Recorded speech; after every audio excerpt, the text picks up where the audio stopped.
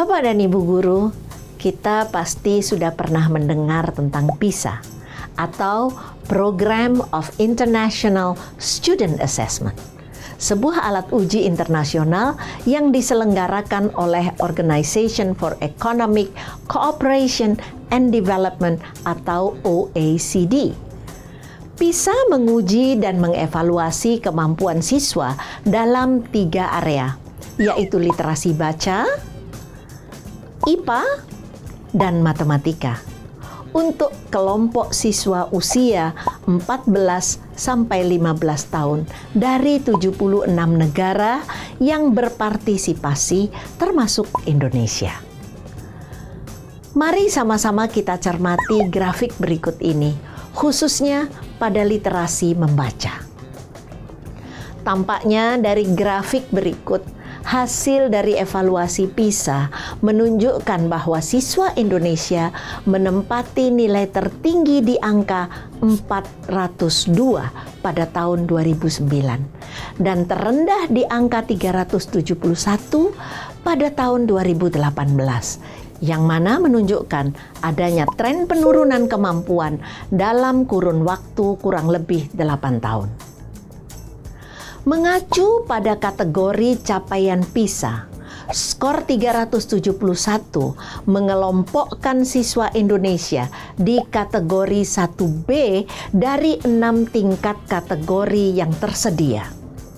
Dijelaskan bahwa siswa baru mampu mengenali informasi sederhana dari jenis teks umum.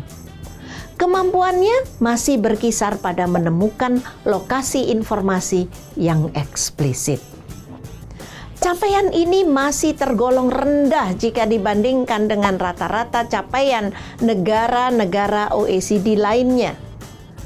Di tahun 2018, Indonesia menduduki peringkat ke-69 dari 76 negara. Seperti yang disampaikan pada tahun 2019 oleh Badan Penelitian dan Pengembangan Kementerian Pendidikan dan Kebudayaan, grafik ini menjadi peringatan dini bagi para pelaku pendidikan untuk memikirkan kembali praktek dan luaran sekolah, terutama dalam ketiga literasi, yaitu membaca, ilmu pengetahuan alam, dan matematika. Sampai di sini, mari sama-sama berefleksi sejenak tentang 2 pertanyaan mendasar. Pertama, sebagai guru, apa yang kita pahami tentang literasi?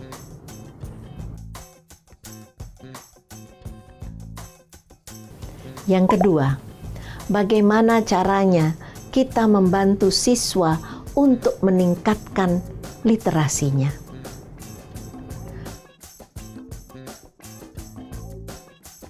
Bapak dan Ibu, untuk memahami literasi lebih baik lagi, utamanya mengenai kaitannya dengan proses pembelajaran, ada 4 hal yang kita perlu klarifikasi bersama.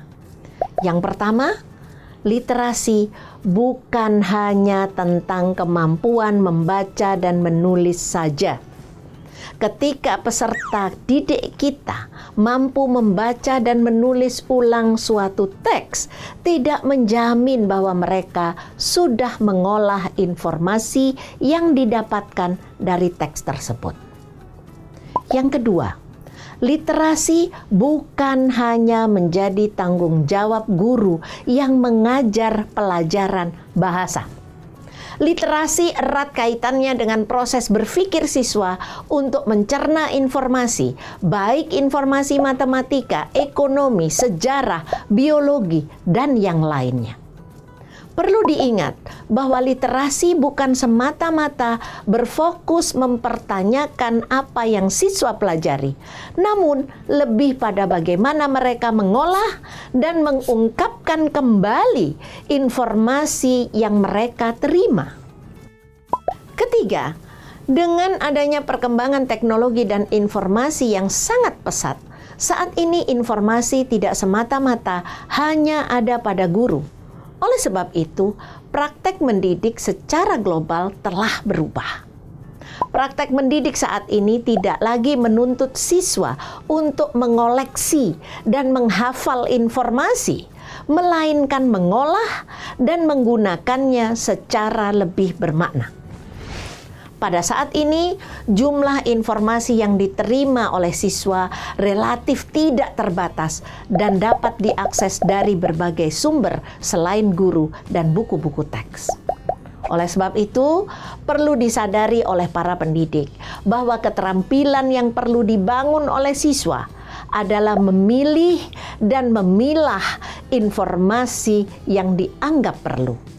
Setelah itu, siswa harus diarahkan untuk mengolah informasi yang diterimanya dan kemudian memberikan respon, menggunakannya, dan bahkan menciptakan informasi baru. Jadi tidak cukup siswa hanya diajak membaca dan kemudian diminta untuk menjawab pertanyaan. Yang keempat, kemampuan untuk mengolah informasi ini merupakan tuntutan keterampilan sumber daya manusia di abad 21. Banyaknya lapangan pekerjaan yang tergantikan oleh teknologi menuntut sumber daya manusia untuk mampu berperan sesuai dengan kapasitasnya. Antara lain, cakap dan terampil mengolah informasi sehingga mampu untuk beradaptasi, berkomunikasi, dan bernegosiasi baik dalam kehidupan profesional maupun kehidupan personal. Oleh karenanya, pendidikan perlu memastikan akan menghasilkan luaran yang memenuhi tuntutan tersebut. Tingkat literasi seiring dengan tingkat kemampuan berpikir. Jika tingkat literasi seseorang rendah, maka dapat dipastikan mereka akan kesulitan untuk berpikir kritis.